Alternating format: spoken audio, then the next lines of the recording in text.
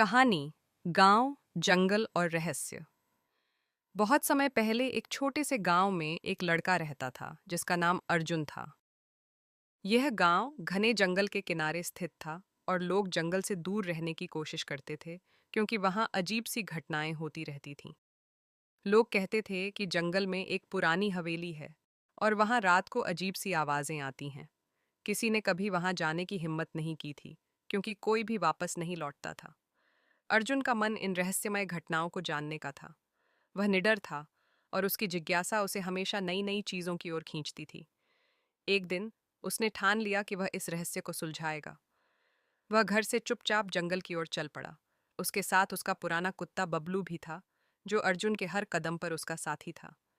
जंगल की ओर बढ़ते हुए अर्जुन ने देखा कि जैसे जैसे वह गहरे जंगल में जा रहा था, हवा और भी ठंडी होती जा रही थी। घने पेड़ और घास उसे रास्ता दिखा रहे थे, लेकिन फिर भी उसे डर लग रहा था। बबलू के भौंकने की आवाज उसे राहत देती थी। जंगल में घुसते ही उसे कुछ अजीब सी आवाजें सुनाई देने लगीं, जैसे कोई कुछ फुसफुसा रहा हो। अर्जुन और बबलू थोड़ी देर बाद उस पुरानी हवेली के पास पहुंचे। हवेली बहुत पुरानी और जर्जर हो चुकी थी, जैसे समय ने इसे धीरे धीरे निगल लिया हो। अर्जुन ने साहसिक कदम बढ़ाया और हवेली के अंदर घुसने का निर्णय लिया। जब वह अंदर गया तो एक अजीब सी ठंडक और गहरी चुप्पी उसे घेरने लगी। बबलू पीछे खड़ा था और हिलने भी नहीं दिख रहा था। अर्जुन को एक कमरे से हल्की सी रोशनी नजर आई। वह कमरे की ओर बढ़ा और देखा कि एक पुराना आईना दीवार पर लटका था। आईने में कुछ अजीब सा चमक रहा था। जैसे ही अर्जुन ने उस आईने को छुआ, आईने से एक डरावनी आवाज आई और अचानक कमरे की दीवारों पर पुराने चित्र उभरने लगे। अर्जुन की धड़कन तेज हो गई, लेकिन उसने डर को नजरअंदाज किया और गहरी सांस लेकर आईने में देखा। आईने के अंदर एक और दुनिया थी। एक दुनिया जहां लोग हवा की तरह उड़ते थे, जहां जंगल और हवेली के भीतर एक गहरे रहस्य को छिपाया गया था। अर्जुन ने ध्यान से देखा और पाया कि वह आईना एक जादुई द्वार था जो उस रहस्यमय दुनिया से जुड़ा था।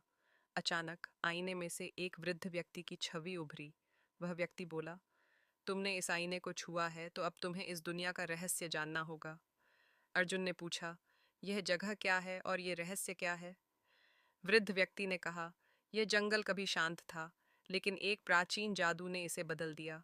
ये हवेली और जंगल दोनों ही एक पुराने राजकुमार के श्राप से प्रभावित हैं, जिनका नाम था वीरराज, जिन्होंने अपनी जादुई शक्तियों से इस जगह को एक भूतिया दुनिया बना दिया था। उस राजकुमार का श्राप तभी समाप्त होगा जब कोई बिना डर के इस हवेली के भीतर आकर उसके राज को सुलझाए। अर्जुन ने ठान लिया कि वह इस रहस्य को सुलझाएगा। वृद्ध व्यक्ति ने अर्जुन को एक कटा हुआ ताबीज दिया और कहा, यह ताबीज तुम्हारी मदद करेगा। जब तुम इसे हवेली के सबसे पुराने कमरे में रखोगे तो वीरराज का श्राप टूट जाएगा। अर्जुन ने ताबीज लेकर हवेली के अंदर सबसे पुराने कमरे में जाकर उसे रखा।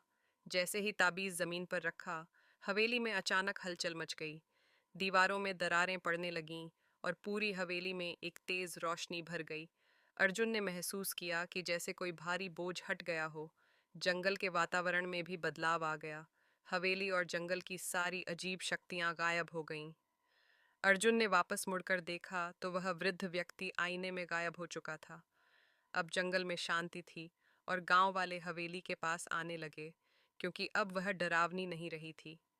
अर्जुन ने अपने गांव लौटकर सबको बताया कि कैसे उसने जंगल और हवेली के रहस्य को सुलझाया।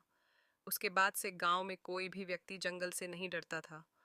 अर्जुन का नाम गांव में हर जगह गूंजने लगा और वह हमेशा के लिए गांव का हीरो बन गया।